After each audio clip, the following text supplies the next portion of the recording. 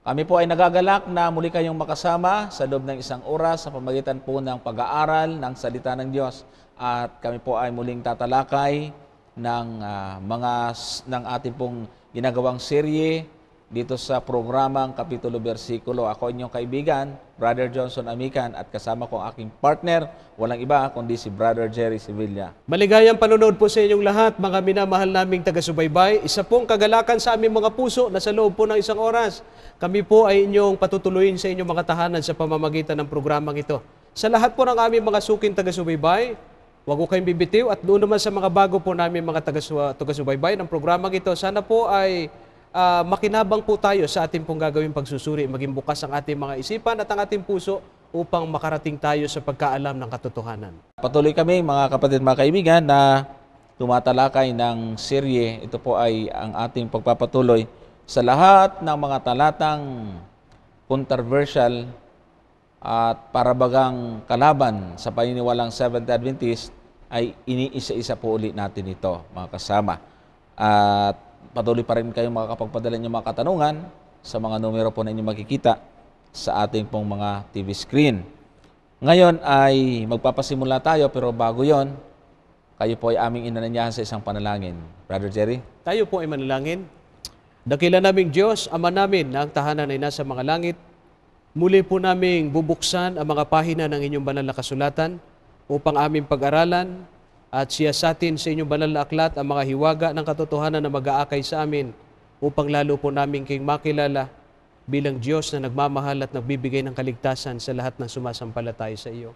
Maasa kami na ang kapangyarihan ng langit ang siya pong gumabay sa amin sa pamamagitan ng Santong Espiritu.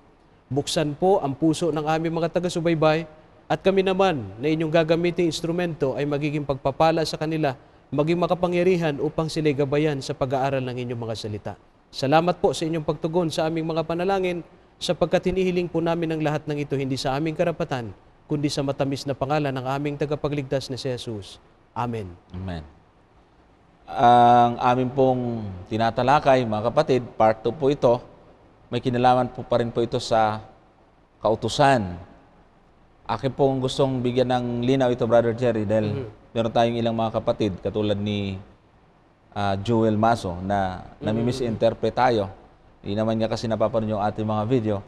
Pero sana, kapatid, sa pagkapanood mo nito, ay maintindihan nyo na itong serye ay ating dinidiin dito ang mga issue kung saan may pagkakaiba tayo sa ibang pananampalataya.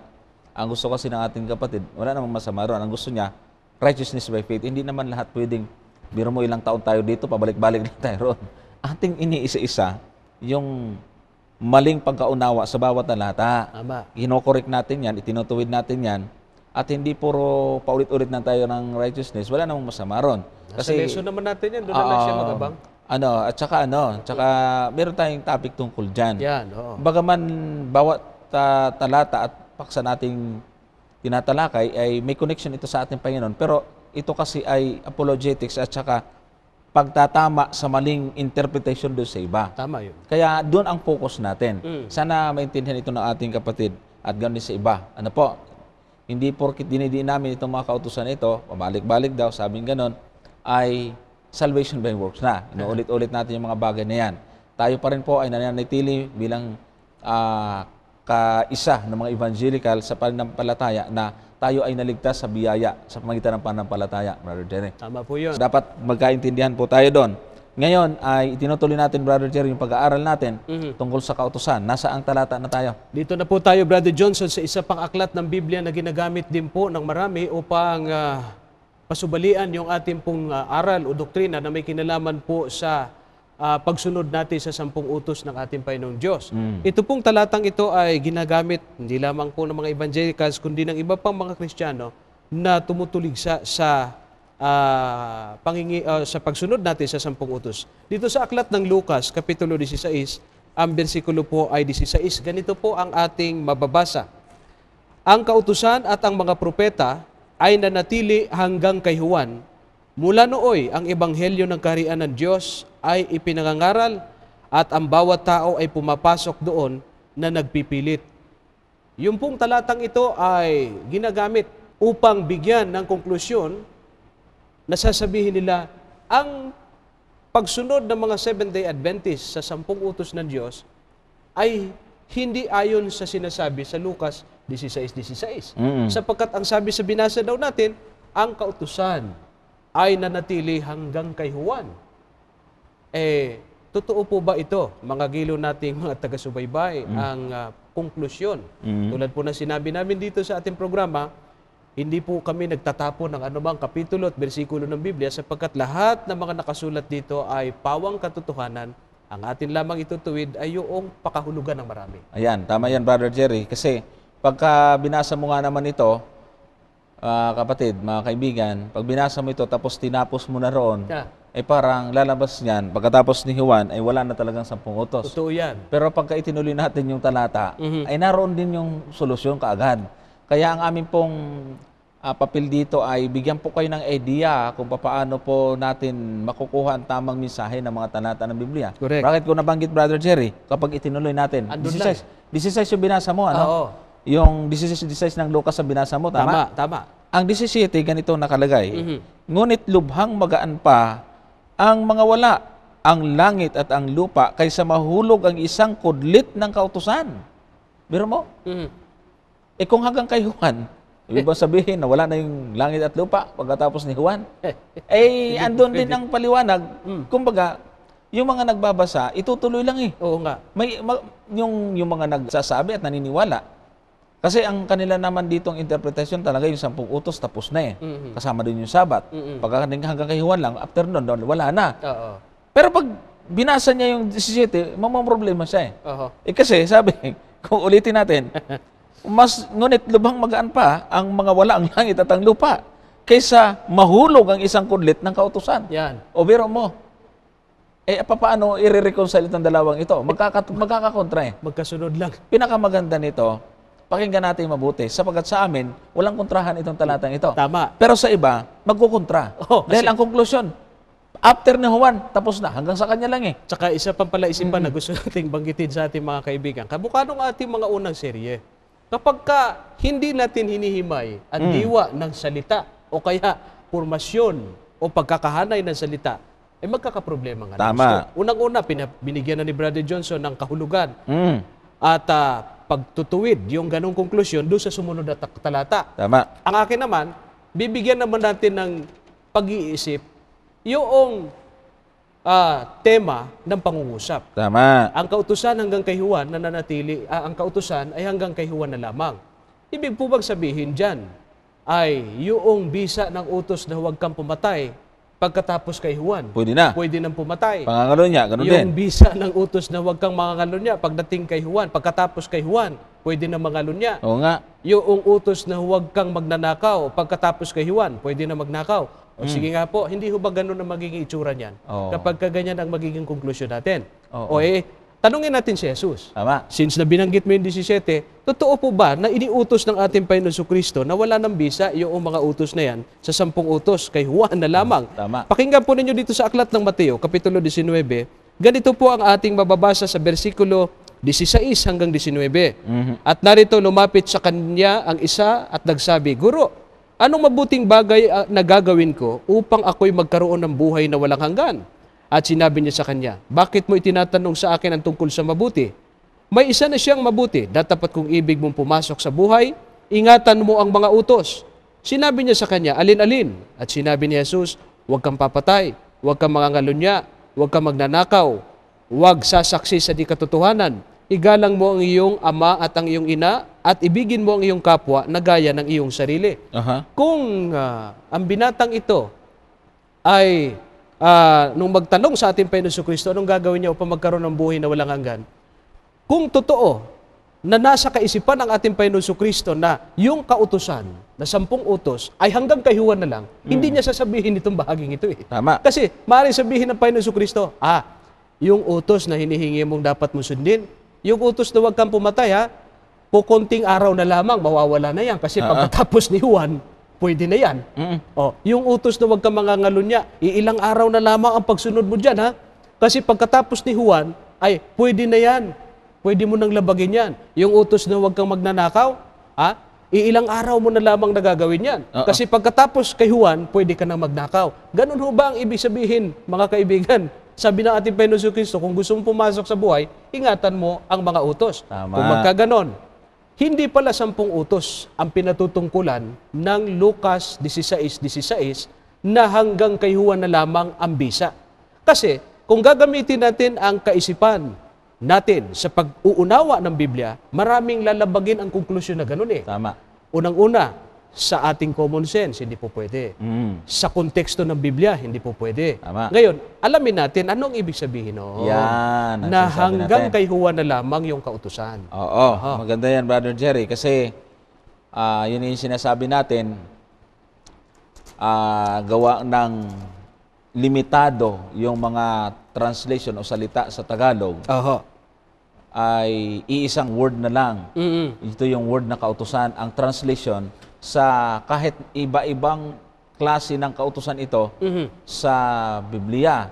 Sa Greek po kasi, mga kapatid, mga kaibigan, ay meron pong iba't ibang uri ng kautusan. Kaya lang, pag sinalin po yan sa Tagalog, ay isa lang. Kautusan lang Totoo. ang, kautusan lang ang salin. Pero pag binasa mo sa Greek, ay ano ang original na word ng salitang kautusan? Ito po ay nomos. Samantala, meron ding translation ng word na kautusan na ang Greek word naman ito ay intule. Correct. So, magkaiba ang ibig sabihin nun. Oo. Pag sinabing nomos ay malawak ito, Brother Jerry. Tapos, meron pang ibang termino dito na meron pang salin na yung Torah ay isinalin ding Kautusan din. Ang Oo. ibig sabihin naman ay writings. Oo. Lalo na itong salita doon sa 16:16 nitong Lucas na hindi lang basta kautusan ang binanggit, kundi ang sabi ron Ang kautusan at ang mga propeta. yan. Yung kautusan at mga propeta, wag tayong magpaka-technical o focus lang tayo dun sa kautusan. Totoo. Dapat isama natin yung mga salita na napapalood doon para makuha natin ang buong mensahe ng sumulat. Totoo. Magkasama po iyan, mga kapatid. Yung mga propeta dito, ito yung ibig sabihin, yung mga sulat na mga propeta tungkol sa ating Panginoong Jesucristo. Pagkatapos yung kautusan na yan, na binabanggit yan, yung nomos, yung malawak. Kaya nga, sabi po ng ibang commentary, Brother Jerry, yung mga law and the prophets dito, yung mga sumulat tungkol sa ating Panginoong Jesucristo, hanggang sa pagdating ni Juan, nagpapatuloy ito. Tama. At palibhasa si Juan, ang unang-unang gumanap para isiwalat yung pagdating ng Mesiyas, kaya binanggit itong mga bagay na ito. Tama. Dati mga nasusulat lang eh. Oo. Sinasabi lang ng mga propeta, nakasulat sa mga kautusan, ganito, ganyan. Pagdating ni Juan, hindi na basta nakasulat, siya na mismo ang sumisigaw. Tama. At Yun ang ibig sabihin nun. At para po suhayan natin ang isa pang talata, yung binanggit ng kapatid na Johnson, 11:13 po ng Aklat ng Mateo. Yan. Malinaw na malinaw ho ang Oo. pagkakabanggit dyan. Ang sabi Yan. po'y ganito, sapagkat ang lahat ng mga propeta at ang kautusan hanggang kay Juan ay nagsipang hula. Eksakto. Eksakto ang sinabi ng kapatid na Johnson Oo. na yung pong mga propeta na binanggit doon sa Lucas 16:16 at yung kautusan na binabanggit sa Lucas 16:16 ay nananatili hanggang kay Juan sapagkat yun ay mga nagsipang hula.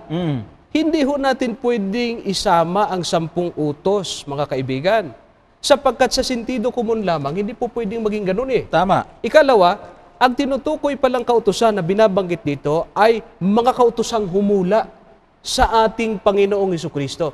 Ito po yung binabanggit mo, kapatid na Johnson, nung isinalin ay Torah.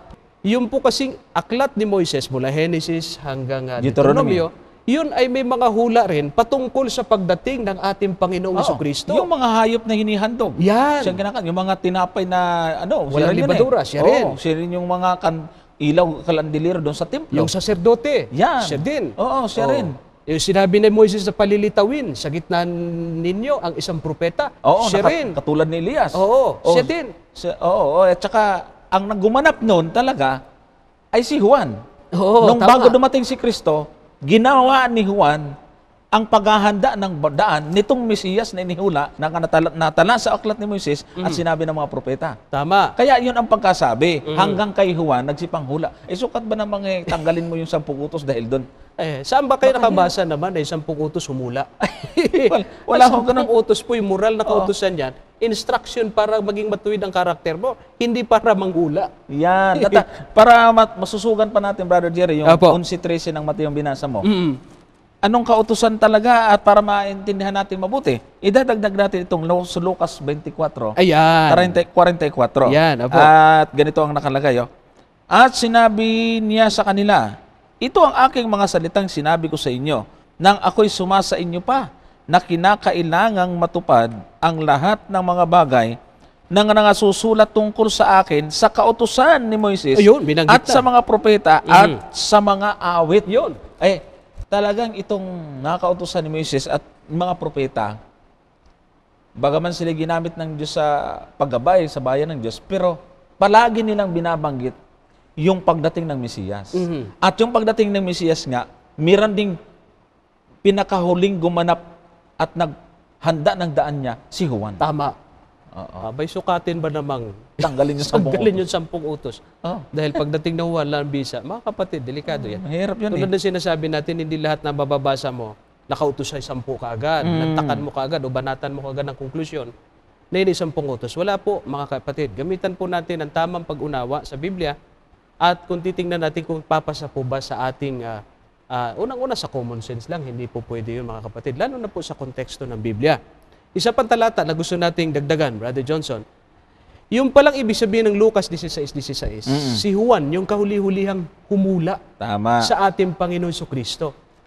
At meron din binanggit dito, sa aklat ng Gawa 28:23, ganito po ang ating bababasa. Sabi po ganito, at nang mataningan na nila siya ng isang araw, ay nagsiparoon ang lubhang marami sa kanyang tinutuluyan, at sa kanila'y kanyang ipinaliwanag ang bagay na sinaksihan ang kaharian ng Diyos, at sila'y hinihikayat tungkol kay Jesus sa pamamagitan ng kautusan ni Moises at gayon din sa pamamagitan ng mga propeta, buhat sa umaga hanggang sa gabi.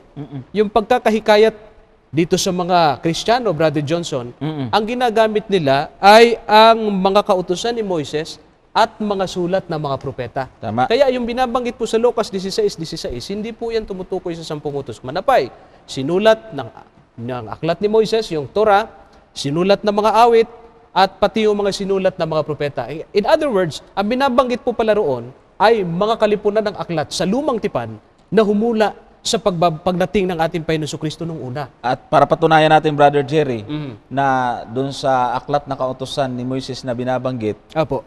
ay may sinabi talaga roon direkta tungkol sa ating Panginoong Jesucristo. Yan. Basahin natin itong Deuteronomio 18:15. Aha. Sapagkat ito'y kasama sa Torah. Tama.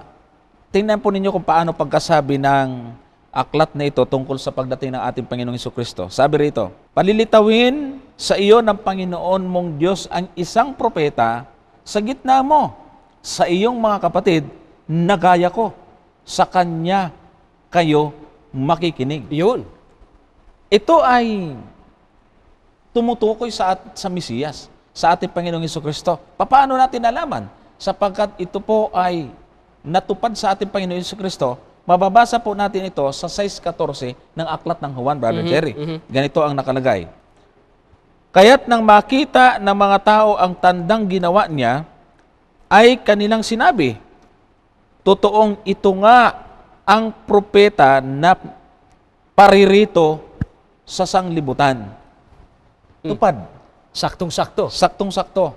Kaya, ang 5 aklat ni Moises, kinapapalooban ito ng mga talata tungkol sa pagdating natin Panginoong Jesucristo. At ito, maliwanag ang katuparan, ang ating Panginoong Jesucristo mismo, sinabi ni Juan. Oho.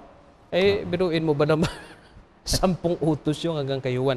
Kaya po, mga kaibigan, pagka may gumamit sa inyo ng Lucas 16:16, alam na po ninyo kung paano po ninyo sasagutin ang mga ganong argumento sapagkat hindi po uubra sa konteksto ng Biblia at maging po sa atin mismong pansariling kaisipan na hanggang kay Juan na lamang ang 10 utos, imposibleng mangyari yan, Brother Johnson. Sapagkat hanggat mayroong tao sa lupa, kailangan po ng tao ang moral na kautusan ng Diyos. Hindi po pwedeng mawala yan. Tama. Tulad na sinasabi ng aking kasama rito, ano na lang ang sama ng sanlibutan kung aalisin mo yung 10 Totoo utos, yan. biruin mo.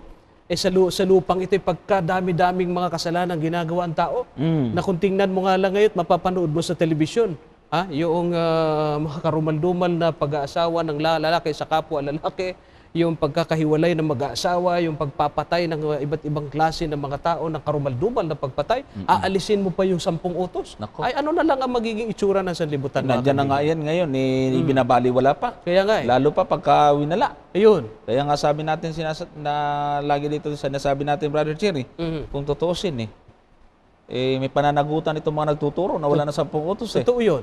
Pasama ng pasama yung mundo, dagdagan pa natin. Oh, di sa halip na tumulong tayo, talagang hindi natin napapansin. Nakakalaban ho natin ang kalooban ng Diyos Brother Jerry, next tayo. Susunod po na talata na ating lilinawin mga kaibigan at mga taga-subaybay naming nanonood sa programang ito ay ang Roma, Kapitulo 9. Ito'y paborito rin gamitin, Brother Johnson, ng maraming mga kaibigan natin sa pananampalataya. 9, 4 at 5 nakaklat ng Roma. Alam mo rin itong talatang ito.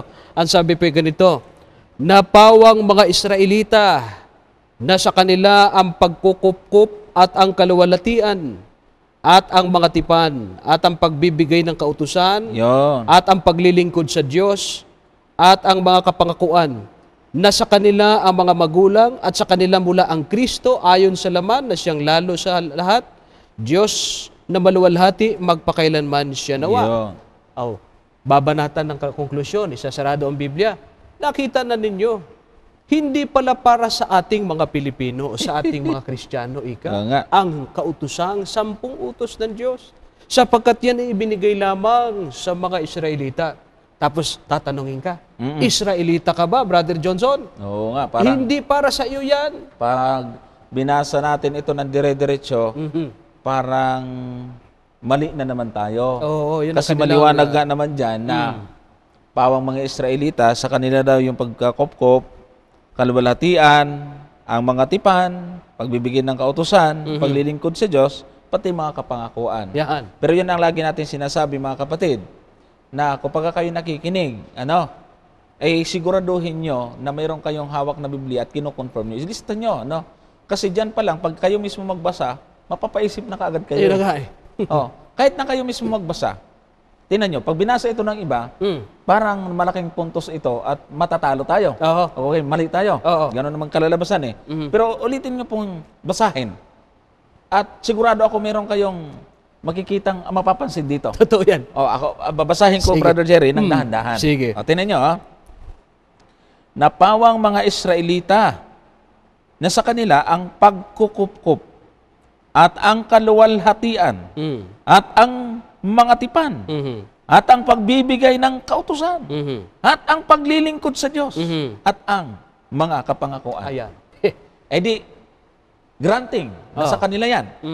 Isa-isa natin. Ano daw yung para sa Israel lang? Unang-una, pagkukupkup. Pangalawa, kaluwalhatian.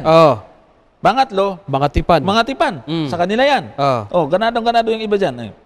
At ang pagbibigay ng kautusan. Diyan pumuntos Tuwan-tuwa Ito ang malungkot. At ang paglilingkod sa Diyos. At tapos. At ang mga kapangakuan. Mas lalo tapos. Di, wala na pala tayong atin hindi naman po pwede na. Sa Bisaya yan, paghunong na lang. Hurot naman. Oo. Said Pero tingnan mo yung nangyari. Kung dahil doon sa kautusan, ay ayaw na natin at ipaubayan na natin sa Israelita at pati pa pala paglilingkod sa Diyos. Oo nga. Pati pangako ng Diyos, wala rin tayong atin. Hindi totoo yun. Alam nyo, marami sa atin. Hindi sila papayag. Hindi papayag. Payag ko kayo na wala na yung paglilingkod sa Diyos. Bakit ba naman ang ka-flashlight, flashlight? Oo nga, doon lang tinutok sa kautusan. Tinututok ang flashlight. Nakalimutan yung pagkukop-kop. Yun. Tayo mga kinupkop Tapos yung pangako. Tapos yung paglilingkod sa Diyos. Ayun na nga. Parang lumalabas niyan, kung tama sila, pati ang paglilingkod sa Diyos, wala tayong karapatan. Wala. Kasi para sa Israel lang yan. Oo. Sabi nga ng 5 pati Kristo. Sa kanila din. Ano nakalagay Tama, sa 5. Oh, basahin nga. O, sabi rito, na sa kanila ang mga magulang, pati mga magulang Oo nga. At sa kanila mula ang Kristo. Tama. Ayon sa laman na siyang lalo sa lahat, Diyos na maluwalhati magpakailanman. Sinawa. Hindi naman kasi totoong ang Kristo galing sa Pilipinas. Davao o kaya kung saan. Oo. Ay, hindi po galing dito ang Kristo. Talagang galing sa kanila. Oo. Lahat ng mga pangako, lahat ng mga pribilehiyo na ibinigay ng Diyos, puro sa kanila yan. Wala sa atin. Brother Jerry, ang ganda ng leksyon natin eh. Kasi, tinatalakay natin, ang mentalidad ng mga tao sa ating kapanahunan, ang pagbibigay ng Diyos ng kautusan para sa mga Israelita lang o mga Hudyo lang, kaya wala silang pakialam doon. Pero nakakalimutan po natin, alam niyo po ba ang totoong purpose ng Panginoon? Nasa Roma 3 yun, Brother Jerry. Tama. Nasabi po yung ganito, basahin na natin ito. Tingnan nyo Sabi dito, ano nga ang kahigitan ng mga Hudyo o ano ang pakikinabang sa pagtutuli? Marami sa anumang paraan, ang una sa lahat ay ipinagkatiwala sa kanila ang mga aral ng Diyos. Yan. Tingnan nyo po yung mga kasaysayan sa Biblia, Brother Jerry. Ibig pang sabihin, pinagkatiwala lang sa kanila. Para sila ito ang magbibigay sa ibang bansa. Totoo. Sa ibang Kasi, bagaman ang pangako ng Diyos sa Israel lang, pero hindi naman exclusive lang na sila lang ang may karapatang maligtas. Bakit yung mga taga-Ninibe? Hindi naman Israelita yun eh. Oo nga. Kalaban nga ng Israel yun. Oo. Inutusan ng Diyos at kinuha si Hunas para ipadala doon. Ayaw naman ni Hunas kasi alam niya naman hindi naman kalahi yun. Oo. Ayaw nga ni Hunas eh. Pero anong dahilan ng Diyos? Bakit tinawag niya si Hunas para ipadala doon? Kasi nga, ang may katungkulan maghatid nito mga aral na buhay na ito, ang mga Israelita, kasi kanila ipinagkatiwala para silang magpaabot nito. Di ba may purpose ang Diyos? Kaya sa lesson natin, Tama. may purpose ang Diyos eh.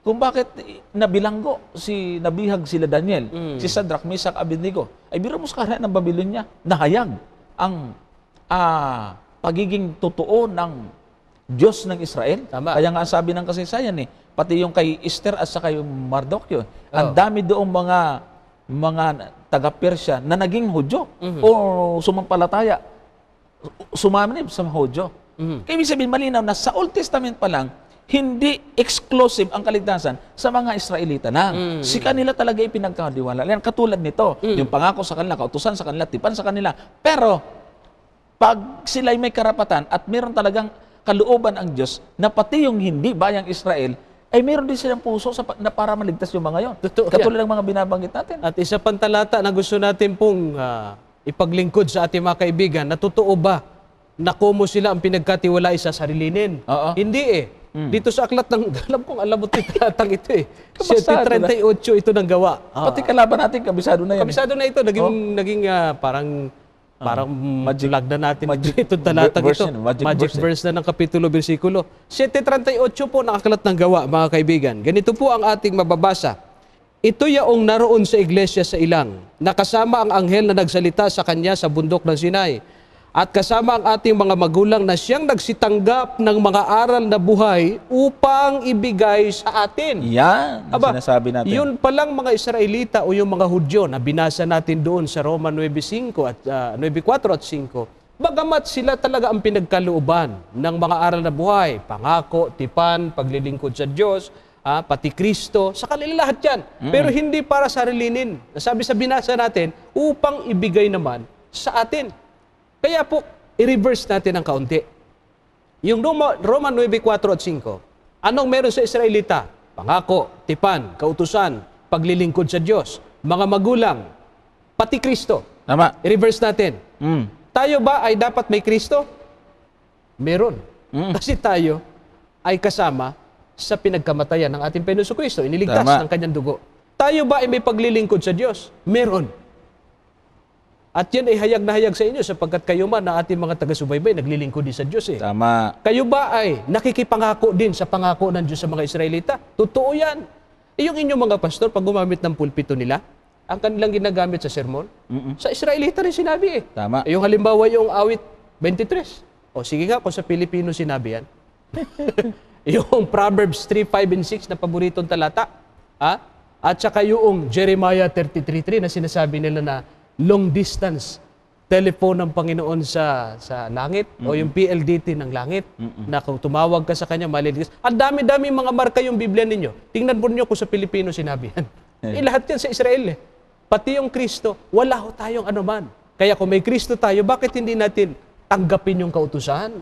Sapagkat kasama tayo riyan. O alin ba dyan sa 10 utos ang masama pagkat tayo'y sumama?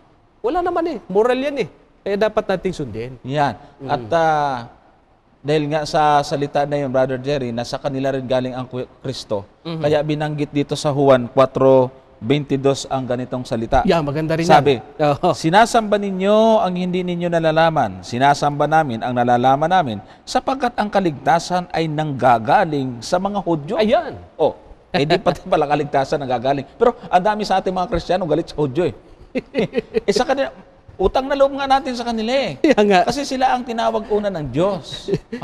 Sila ang unang tinawag ng Diyos para makarating naman ito sa atin. Ang linaw ng 7:38 ng gawain. Nga. Pinagkatiwala sa kanila sa Roma 3:1 hanggang 2, pinagkatiwala sa kanila upang ibigay sa atin 7:38 ng gawa. Kaya nga sabi dito na Juan, ang kaligtasan galing sa kanila, sapagkat sa kanila mula ang Kristo, lahat ng mga yan ay galing sa kanila. Pasalamatan natin ang mga Hudyo. Pero kung tuligsay natin sabi pa nga ng iba kayo mga kamag-anak kayo ng mga Hudyo, mas gusto ko yon sapagkat kami po ay ibinilang sa mga Hudyo. Pakinggan nyo yung talata. Ito po ang sinasabi ng isang talatang magbibigay sa atin ng liwanag tungkol sa bagay na ito. Efeso, ang kapitulo po nito ay 2, ang talata po nito ay 12. Ito po ang nakalagay. Na kayo noong panahong yaon ay mga hiwalay kay Kristo, na mga di kabilang sa bansa ng Israel, at mga taga-ibang lupa tungkol sa mga tipan ng pangako na walang pag-asa, walang Diyos sa sanglibutan. Pero mo, kung hindi tayo ibinilang, wala tayong pag-asa. Wala tayong Diyos sa sanglibutan. Wala rin paglilingkod. Kaya sabi rito, dito noong panahon, kayo'y hiwalay kay Kristo. Kailan yon? Nung hindi pa tayo nagiging Kristiyano. Tama. Pero ang problema ngayon, yung mga Kristiyano na, galit sa Israel. Ibinila nga tayo roon. Sa paanong paraan? Sa 13, datapat ngayon kay Kristo Jesus na kayo noong panahon ay nalalayo, ay inilapit sa dugo ni Kristo. Kaya, sabi ng 14, sapagkat siya ang ating kapayapaan, na kanyang pinag-isa ang dalawa at iginiba ang pader na nasa gitna ng magpapahiwalay. Yan. Pero wala na yung pagitan. Wala ng Hudyo, wala ng Grego, wala ng lalaki, wala ng babae. Tayo iisa kay Kristo. Kasi, walang pagtatangi ang ating Panginoon Kristo. Tama. Abay, biruin ninyo mga kapatid, kung meron sariling kautusan ng mga hintil, Pababayaan natin itong mga ito. talagang walang mangyayari. Oo. Mapapahamak ng husto ang ating mga kababayan Tama. sa akala nila'y tama na pagtuturo ng mga tagapagturo ng Biblia. Correct. Kaya po namin nilunsad itong kapitulo, bersikulo, para po maikorek yung pong mga maling interpretasyon ng marami sa mga talata ng Biblia. Tama. Biruin mo, kasimple lang naman itong bagay nito. Saan po kayo nakakabasa na yung mga Pilipino ay may sariling libro na pinagkukunan ng kanilang pananampalatay, may sariling Kristo, may sariling kapangakuan? Wala ho. Lahat ng bagay na galing sa Hudyo. Kaya sabi ni Apostol Pablo, doon sa aklat ng Roma, na alam kong alam mo rin yung talatang yan, kapatid ni Johnson, sa 11, na ang mga hintil ay mga ulibong ligaw na isinanib lamang tayo sa tunay na puno ng ulibo. Ang sabi po, ganito, basahin nga natin yung bersikulo 11 ng kapitulo 11 ng Roma, bersikulo po ay 13 at itutuloy ko po ng bersikulo 16 at 17. Sige. Ang sabi po ganito, sa bersikulo 13, datapwat nagsasalita ako sa inyo mga hintil, palibasa ako nga'y apostol ng mga hintil, ay niluwalhati ko ang aking ministeryo. 16. At kung ang pangunahing bunga ay banal, gayon din ang lahat. At kung ang ugat ay banal, ay gayon din ang mga sanga. Yeah. Versikulo 17. Datapat kung ang ilang mga sangay nangabali at ikaw na isang ulibong ligaw ay isinanib ka sa kanila at ikaw ay naging kabahagi nila sa ugat ng katabaan ng punong ulibo. Kung babasahin ninyo ang kausap ni Apostol Pablo rito, yung mga hintil. At ang tawag niya sa mga hintil, mga ulibong ligaw. Tama. At ang sabi niya sa itong mga Hudyo ay tunay na punong ulibo. Ang sabi ay ikaw ay isinanib sa kanila upang maging bahagi ng katabaan ng punong ulibo. Tama. Pagka isinanib tayo, kung anong meron sa kanila, meron na rin tayo. Yan. Kung meron silang Kristo, meron na rin tayong Kristo. Kung ang ginagamit nilang kasulatan ay itong pinag-uusapan din natin, ginagamit na kasulatan, ito rin ay meron din tayo. Yung mga pangako na binigay sa Israel, meron na rin tayo. yung mga kautusan na ibinigay niya sa Israel, ay may meron na rin tayo. Huwag ko tayo magpalalo, ang sabi ng Biblia. Kasi pag nagpalalo tayo, sabi nga dito, kung itutuloy ninyo, yun ngang mga tunay na puno ng sanga ng uliboy, binali O kasi hindi naman nagbunga. O hindi nagbunga, ikaw pang ulibong ligaw. Oo, kaya nga ang tawag sa atin bilang mga hintil na idinugtong doon, mapalad tayo Tama. At sabi dito sa Mateo 21:43, kaya nga sinasabi ko sa inyo, aalisin sa inyo ang kaharian ng Diyos at ibibigay sa isang bansang nagkakabunga. Yan. Ito yung sabi niya doon sa Israelita kasi nangabali sila Oo. Marami sa kanila ang hindi sumunod. Ganun pa man, hindi natin maiaalis mga kapatid, mga kaibigan, talagang sa kanila nanggaling itong mga pangako at unang ibinigay ng Diyos na kautusan at mga pangako at sabi rito, pati yung Kristo galing sa kanila. Oo, pati paglilingkod sa Ngayon, Diyos. meron talagang masuwayin at ang buong bansang Israel, tinakwil sila bilang espesyal na bayan ng Diyos at idinugtong itong ulubong ligaw, tayo mga Kristiyano, katulad ng pangako dito, inalay sa kanila ang karapatan para magsulo doon sa bagay na yon, ibinigay sa bansang nagkakabunga. Kaya tayo rin ngayon ay may karapatan na rin ibahagi itong kaligtasan na nagpasimula sa mga Hudyo, natanggap natin ngayon. Kaya rin tayo nangangaral din ngayon. Tama. Ay ngayon, kung ayaw mo na rin sumunod dahil yan, ay bansang hindi na nagkakabunga, putol na naman. Putol. Putol nga yung ang totoong sanga. Ay, Yung lalo, pang idinugtong. ayun yung sabi, palalo Tawag, Palalo nga. Palalo totoo na maging palalo. Tama. Biruin mo ba na may kantsawan tayo? Oh. Di ba kapalaluan yan? Oo. Ikaw ba'y Hudyo? Bakit ka nakikisabot? Nagpapakahudyo lang daw tayo Sinagoga daw kasi, sabi doon sa Apocalypse daw. Sinagoga raw ni Satanas. Oo, yung nagpapakunyaring Hudyo. Ay, Sinagoga ni Satanas. Hindi ho kami nagpapakunyari kasi yun ay nasa talata. Oo. Ang nagpapakunyaring, pag sinabing nagpapakunwari, ito yung sinasabi niya lang, hindi niya ginagawa. Tama. Yan ang nagpapakunwari. Alam ba, Kristiyano, salita mo lang yon. Hindi mo naman ginagawa ang pagiging Kristiyano. Yun yung nagpapakunwari. Pag sinabing nagpapakunwaring Hudyo, sinasabi mo yon pero hindi mo ginagawa. Tayo, ginagawa natin Oo. O hindi lang natin sinasabi, ito talagang iniaaral natin, Brother Jerry, na talagang ang mga aral na buhay ibinigay sa kanila, dapat masumpungan sa atin. At hindi tayo, Jewish by blood. Yan. Ito ang mahirap sa ating mga Inaamin kaibigan. natin yan. Inaamin na. Ang layo naman ang mukha Spirito, namin. Yung mukha namin ni Brother Johnson, hindi naman mukhang Hudyo. Oo nga. Huwag nyo nang itanong sa amin kung Hudyo kami o hindi. Oo. Kami kasi nakikilhakip. Tama. Ayon sa Biblia, doon sa talagang tunay na bayan ng Diyos. Dahil sa dugo ng Dahil Panginoon. sa dugo ng Panginoon, nakilakip tayo, Tama. naging kabahagi tayo sa mga aral na meron sila. Yun. Kaya hindi dapat nating ipagmalaki. Mga kaibigan, sabi doon sa Apostol Pablo, huwag kang magpalalong ulibong ligaw. Kayo na mga nagtuturo ng ganyang klaseng mga katuruan, hindi ba isang pagpapalalo yan? Na sasabihin ninyo, kayo yung mga sa Hudyo lamang yan. Sige nga, magbanggit kayo ng talata sa Biblia na may mga hintil na pinagsabihan na ginagawa natin. Wala Tama. Lahat ng bagay na sinabi rito ay nakikibasa lamang tayo, nakikikristo lamang tayo, nakikipanginoon lamang tayo, nakikipaglingkod lamang tayo. Wala tayong sarili.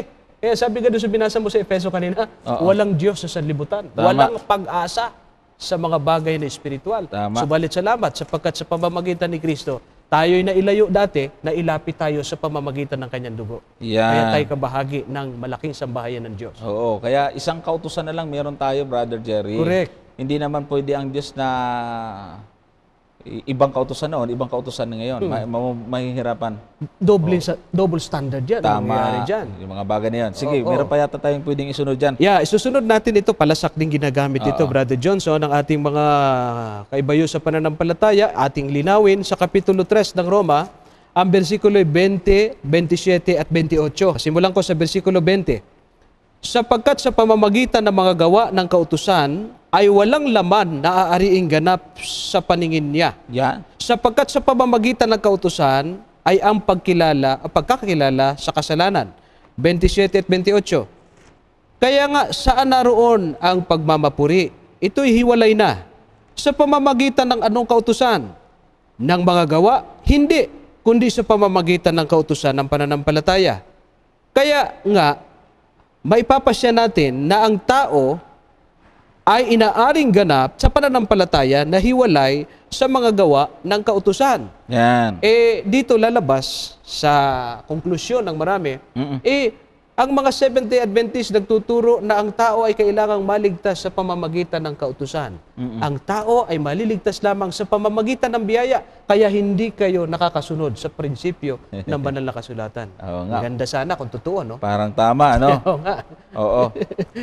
Ito ay ating uling liliwanagin, Brother Jerry. Oo. Kasi ang pananaw ng iba rito, sa pool na naman tayo.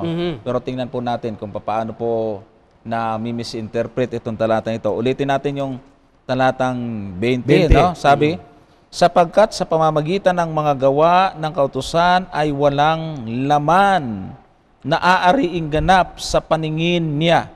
Sapagkat sa pamamagitan ng kautusan ay ang pagkakilala ng kasalanan. Yan. Tandaan po natin, no? Huwag na ho tayong paulit-ulit, mga kapatid. Ilang bisis na namin sinabi rito na hindi namin tinitingnan ang kautusan para mag-aring ganap sa tao. Mabibigo tayo. Kung tinitingnan natin yung kautusan na makakapag-aring ganap sa atin, Brother Jerry, abay, titigil na ako dito. Sapagkat walang magagawa ang anumang kautusan para mag-aring ganap sa tao dahil sa ang nakakapag-aring ganap sa tao ay yung nagbigay ng kautusan. Totoo yan. At ganito ang ating mababasa sa 8:33 ng Sige Roma. nga, Sabi basahin rito, natin. sino ang magsasakdal ng anuman laban sa mga hirang ng Diyos?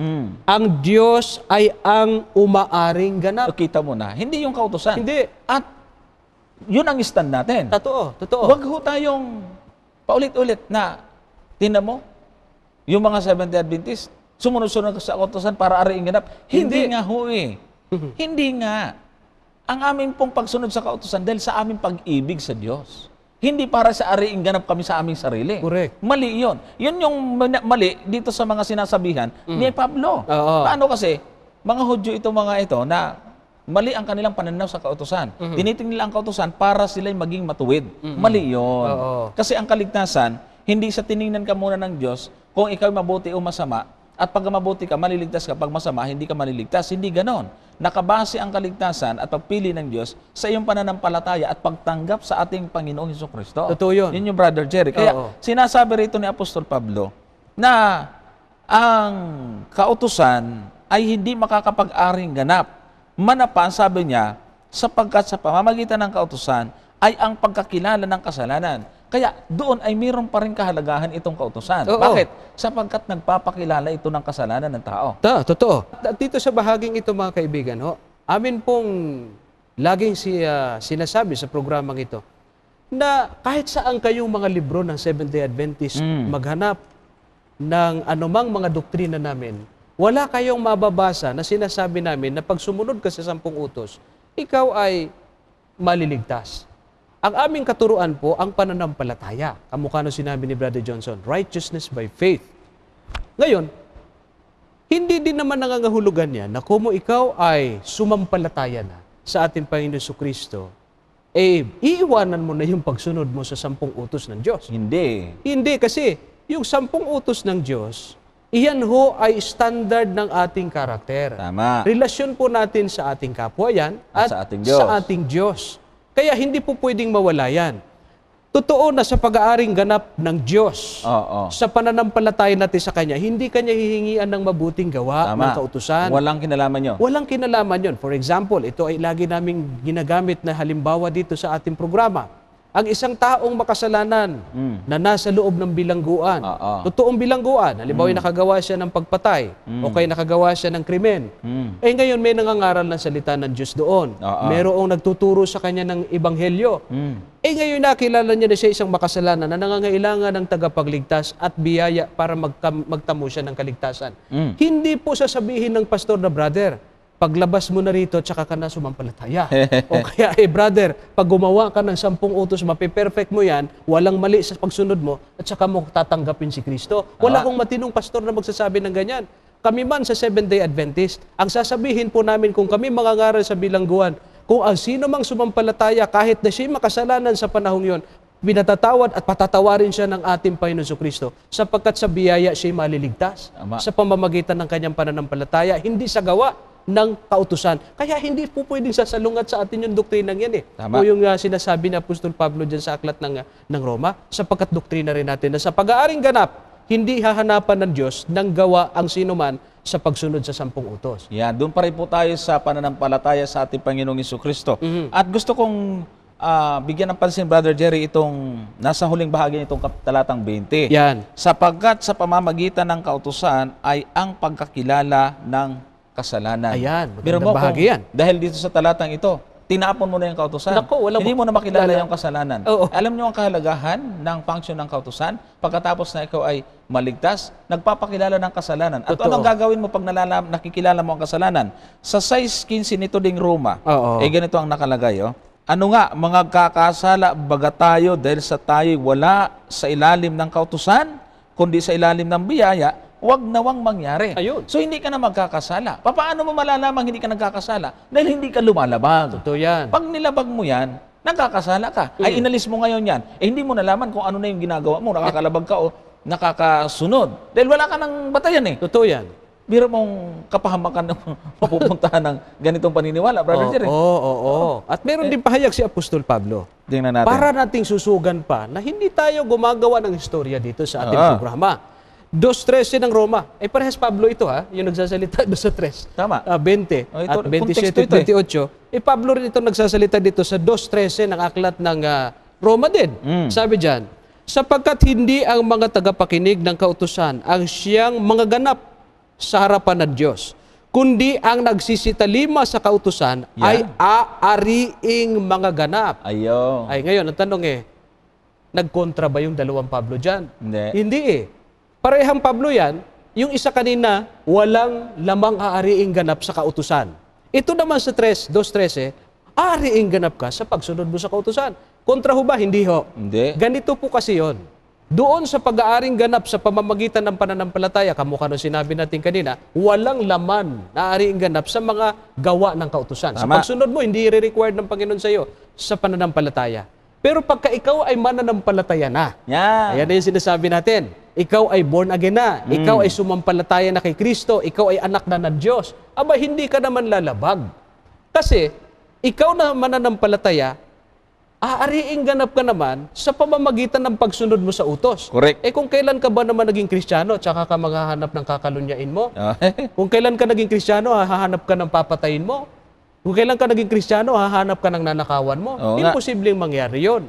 Kasi ang isang Kristiyano na binago ng biyaya ng Panginoon sa pamamagitan ng pananampalataya, siya ngayon ay aariing ganap na sa pamamagitan ng pagsunod naman niya sa kautusan Tama. doon sa kanyang pagiging Kristiyano. Ngayon, tingnan po ninyo pala isipan 16:27 ng aklat ng Mateo. Alam kong alam mo rito, Brother Johnson, na sa Sige. pagdating ni Kristo, bakit ganito ang kanyang sasabihin? 16:27 ng aklat ng Mateo. Sapagkat ang anak ng tao ay pariritong nasa kaluwalhatian ng kanyang ama, nakasama ang kanyang mga anghel, at kung magkagayoy, bibigyan ang bawat tao ayon sa kanyang mga gawa. Siya. Kung hindi importante ang gawa sa mga Kristiyano, anong gawa ang hahanapin ni Kristo? Tama. Sa muli niyang pagbabalik. Sapagkat ang sabi ng Biblia, paririto siya upang bigyan ng gantimpala ang lahat ng tao ayon sa kanyang mga gawa. Sinong kausap niya narito? Ay yung mga Kristiyano. Na ayon sa kanilang mga gawa, hahatulan sila. Tama. Kaya nga ang sinasabi natin dito, Brother Jerry, ito yung isang hindi kayang tutulan ng sinuman. Totoo po yun. Tayo ay niligtas sa biyaya sa pamamagitan ng pananampalataya. Wala pong pagkukulang yan. Tama. Walang labis, walang kulang. Yan po ang statement ng Seventh-day Adventist. Tayo ay naligtas sa biyaya sa pamamagitan ng pananampalataya. Pero ito rin ang isang hindi pwedeng tutulan ng sinong, Brother Jerry. Yan. Tayo naman ay hahatulan ayon sa ating mga gawa. Ayun. Kaya, kung tayo ay niligtas sa biyaya sa pamamagitan ng pananampalataya at hahatulan tayo ayon sa gawa, base doon sa binasa mo, Brother Yan, Jerry, oo. anong gagawin mo ngayon? Gagawa ng masama o gagawa ng mabuti? Siyempre, gagawa ng mabuti. Tama. Dahil pagka masama, masama ang hatol. Tama. Ngayon, anong pagbabatayan mo ngayon? Kung ang iyong ginawa ba ay mabuti? Bilang ligtas, hindi para maligtas. Iba po kasi ang pananaw. Ito yung ginalilito ng mga tao. Iba po yung pananaw ng taong ligtas na sa taong hindi ligtas. Kami bilang mga Seventh-day Adventist, kami po ay hindi narito para maligtas. Kami po'y niligtas na kaya nandito. Amen. Kaya idinidiin namin yung kautusan. Katulad ng sinasabi ng Panginoon doon sa isang mayaman sa Mateo, Sa Mateo 19 yun, Brother Jerry, no? Tama. Yung mayroong nagtanong sa kanya, ang sabi po ay 19 at talata ay 16. Sabi, narito lumapit sa kanya ang isa na nagsasabi, Guro, ano ang mabuting bagay na gagawin ko upang ako'y magkaroon ng buhay na walang hanggan? Sa 17, at sinabi sa kanya, bakit mo'y tinatanong sa akin ang tungkol sa mabuti? May isa na siyang mabuti. Datapat kung ibig mong pumasok sa buhay, ingatan mo ang mga utos. 18, sinabi niya sa kanila, alin-alin? At sinabi ni Jesus, huwag kang papatay, huwag kang mangangalunya, huwag kang magnanakaw, huwag sasaksi sa di katotohanan. 19, igalang mo ang iyong ama't ina at ibigin mo ang iyong kapwa na gaya ng sarili. Yan. Oh, eh di salvation by works si Kristo? Hindi ho. Kasi yung nagtatanong na tao, may pananampalataya na. Tama. Ang hindi lang nakita ng Diyos sa kanya, yung bunga Yan. ng pananampalataya. Naniniwala na ito eh. Oo. Believer na itong taong ito. Kaya ang sagot ng Panginoon ayon sa kanyang hinihingi at kung ano ang wala sa kanya. Sabi ng Panginoon, kung ibig mong pumasok sa buhay, ingatan mo ang mga utos. Hindi nangangahulugan, itinuturo ni Kristo ang salvation by works, kundi alam niya na nananampalataya itong taong ito, meron lang siyang maling pagkaunawa. Tama. Sapagkat ang kanyang totoong pamumuhay ay hindi siya pinakikitaan ng bunga ng kanyang panampalataya, yung pag-ibig sa kapwa. At totoo naman ang sinabi ng Panginoon at talagang napatunayan. Nalungkot eh. Oo, kasi- Biro mo. Oh, sige. Sabi ng Sabi binata, ng nasunod binata, niya eh. nasunod ko na ito. Sabi niya lang yun. O sige nga, kung nasunod mo ito, katotoo may pag-ibig ka sa kapwa. Binta mo yung mga ari-arian mo, sumunod ka sa akin. Nalungkot. Wala. Kasi hindi totoong iniibig niya yung kanyang kapwa. Oo. So doon po mga kapatid, ibig sabihin, dapat maintindihan natin ito. Once na nasa Panginoon ka na, huwag mo namang ituro wala ng kautusan. Ang dapat magturo na at ang talagang taong walang kakayanan at walang kaalam-alam sa kautusan, itong walang kaalam-alam sa Panginoon. Totoo Hindi yun. kilala ang Diyos. Hindi alam yung Biblia. Yan yung mga taong maintindihan pa natin Yan kung nga. bakit hindi sumusunod. Oo. Pero pagkatapos mo nalaman, nakakilala ka, sinasabi na sa liwanag ka na, sabihin mo walang utos, masagwa Masagwa tingnan. Meron ako naalala isang kapatid natin na galing sa evangelical Christian, isang born again. Sabi niya, hindi naman tinuro sa amin na wala na yung 10 utos. Sabi ko sa kanya, papaputol ko yung daliri ko. Tanungin mo yung pastor mo, kung talaga bang nagtuturo sila na wala na yung 10 utos. Oy, tinanong nga niya, sinabi ka sa kanya na wala na yung 10 utos. Nagulat siya. Nagulat siya ngayon. Natotoo pala yung sinasabi ko na Ngayon, nasaan na siya ngayon? Nasa atin na. Nabinyagan na. Nabautismuhan na sa atin. Naging kasama. Miyembro po ng Seventh-day Adventist Church. Sabi ko na nga. Ngayon, kasi napatunayan niya, na totoo nga na itinuro ng kanilang samahan na wala na yung 10 utos. Alam niyo mga giliw na taga-subaybay, isa lang ho talaga ang dahilan kung bakit Yan. itong mga tagapagturo ng mga pastor o anumang mga relihiyon na nag-advocate na wala na yung 10 utos, sapagkat ang iniiwasan lang talaga dyan, yun yung Sabat. Tama. Kasi yung siyam naman, kahit isa-isahin niyo po yung 10 Commandments, mga kapatid, walang sino mang matinong mga ngaral at mga Kristiyano na aayaw dun sa siyam. Tama. Sa siyam na utos. Tanging ang Sabat lamang talaga ang kinaayawan ng lahat. Tama. Pero bakit ba naman? Yung Sabat lamang ang ayaw ninyong tanggapin. Bakit idinamay naman ninyo yung siyam? Oo nga. Para kayong dumura sa langit na tumama din sa inyong mukha yung dura. Oo. Sapagkat sasabihin mo wala na 10 utos, gayon yung sinusunod mo yung siyam. Oo nga eh. Di para mo namang sinasabi nga, hindi ko ma-reconcile yung ganong klaseng kaisipan, mga kaibigan. Kaya mahirap talagang sumipa sa katotohanan, Brother Johnson eh. Ito nga yung argument ng iba, Brother Jerry. Oo. Ito maraming beses ko na itong nasubukan sa mga nakakausap ko. Ito, sa inyo mga kapatid, mga kaibigan, subukan nyo, no? Subukan nyo lang, itanong nyo sa sarili nyo. Di ba ayaw nyo sa 10 utos? Sabi nyo, lipas na ito, yung mga hindi Adventist. Di ba kanong katuwiran nyo yon? Subukan nyo basahin ang 10 utos, tapos tanong nyo sa sarili nyo, sinusunod ko ba to? Hindi. Yan. Oh. Sabihin ko sa inyo, maguguluhan kayo sa sarili nyo eh. Dahil kung nabasa nyo pa lang sa 10 utos, huwag kang magkakaroon ng ibang Diyos harap ko. Aba. O ngayon, tanong, sinusunod mo ba yun? Hindi. Mga born again evangelical, sabihin nyo sinusunod nyo yun. Yan, O teka, sinasunod ko ito. Bakit sabi ko wala na? di 10 ba isa utos. na? Ano pa ang sunod? Huwag kang gagawa ng larawang inanyuan. Yun. Kasi tanong nyo sa sarili nyo, ito ba hindi ko na sinusunod? Sabi ng pastor namin, lipas na raw ito. O sige, tanong mo sa sarili mo, meron ka bang ribulto? sinasambang ribulto? Wala rin. Ay di sinusunod mo. Ay, binabasag nga eh. Ubuusin mo lahat yon, kapatid. Sabat lang yung araw. Pinalitan ng linggo. May sabat din daw sila, linggo lang. Ay, biro mo ang kasutilan yan. Meron namang ikapitong araw, ba't pagpupumili tayo roon sa unang araw? Di wala nga daw trabaho. nga eh. Sabi pastor ko di ba meron nag-text sa atin noon? Oo nga. Sa radyo, tinanong nga daw niya yung pastor niya, bakit pastor? Nabasa sa Biblia pala, may Sabat, Sabado yun eh. Oo. Bakit hindi natin Ituro. ituro sa ating church? Sagot ng pastor, ito po'y totoo, mga kaibigan. Hindi po namin kwento ito. Ito'y taga-subaybay namin sa radyo. Oo. Ang sagot daw ng pastor niya, pag itinuro niya raw, wala siyang trabaho. Yun nga yung kinikwento, Brother Jerry. na Nangaral kami doon sa Kalayaan, sa Angono. Ayan. Barangay Kalayaan. Mhm. Meron doon, malapit yung simbahan ng Baptist doon. Oo. Baka nakikinig ngayon si pastor, o baka iba na yung pastor yan, o baka kung napalitan, o kung saan naman yung pastor na yun, o nakikinig kayo. Di na doon kayo, Brother Gypsy. Gustong-gusto niya yung doktrina natin. Oo. Ang tanong niya, Brother Johnson, pagka ako ba'y lumipat dyan, pastor pa rin ba ako? Sabi ko, ay hindi hindi na lang. Kasi sayang, may sweldo siya. Oo nga. O pero may nag-aaral siyang anak ng college. Oo. Tapos daming pribilehiyo. Oo. Mawawala sa kanya. Oo. O kaya hindi na lang. Ay mga kapatid, mga kaibigan, maraming ganyan ngayon. Minsan, ito pang masaklap Minsan pinagmamatigas na natin ating mga puso kahit alam natin nagbabanggaan na po ang inyong mga argument. Tinigasan na lang, sabi nga ni Brother Bosek Oo nga. tinigasan na lang, pinanindiganan na lang kahit na alam ng mali na at hindi na naayon sa katuwiran. Mga kapatid, mga kaibigan, kaya nga kami nandito. Bagaman kami po ay naniniwala sa salvation by grace at nagtuturo kami ng righteousness by faith, pero hindi rin na iaalis na aming liwanagin itong mga talatang itong nagpapalito sa atin. Kaya sa puntong ito ay binabanggit namin ito sapagkat dalawang tao ang inilalarawan ng Biblia Dalawang tao ang inilalarawan ng Biblia, isang nagtuturo at hindi nagtuturo. Sa Mateo 5, huling talatang ating pong ipaglilingkod, 5, ang talata nito ay 17 at basahin ko hanggang 19. Huwag ninyong isiping ako'y naparito upang sirain ang kautusan ng mga propeta. Ako'y naparito hindi upang sirain, kundi upang ganapin. Sapagkat katotohanan ang sinasabi ko sa inyo, hanggang sa mga wala ang langit at ang lupa, ang isang tuldok o isang kudlit sa anumang paraan ay hindi mawawala sa kautusan hanggang sa maganap ang lahat ng mga bagay. At ito ang huli, Brother Jerry. Kaya't ang sino mang sumuway sa isa sa kalitliitang mga utos na ito at ituro ang gayon sa mga tao, tatawaging kalitliitan sa kaharian ng langit.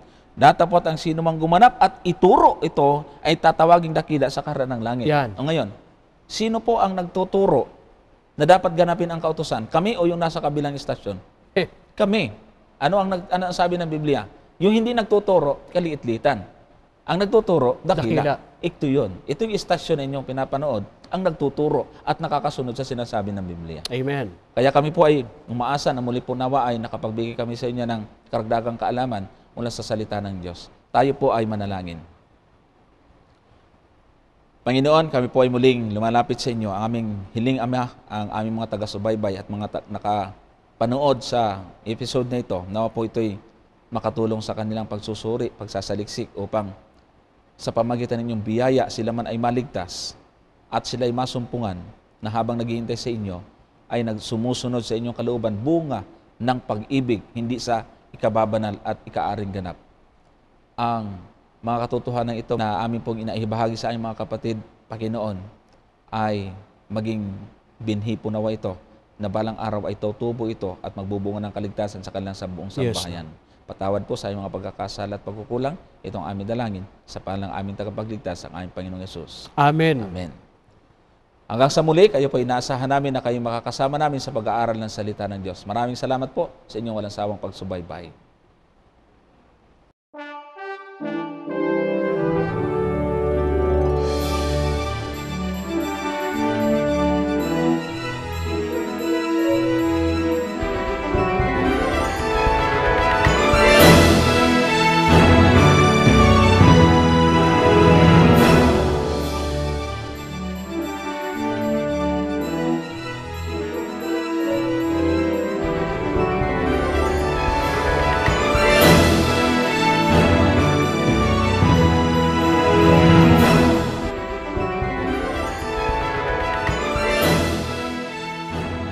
Mula sa tanggapan ng North Philippine Union Conference, tayo po ay labis na nagpapasalamat sa lahat ng ating mga taga-subaybay, sa ating mga tagapakinig sa palatuntunan ito ng kapitulo, bersikulo at ang ating dalangin. Kayo po ay patuloy na pangunahan ng Panginoon at patuloy kayong sumubaybay sa palatuntunan ito na alam ko ito po ay magdadala sa inyo patungo sa magandang buhay kasama ng ating Panginoon at isang buhay na lumalakad sa daan ng katwiran na siyang nais ng Panginoon na maunawaan ng mga tao.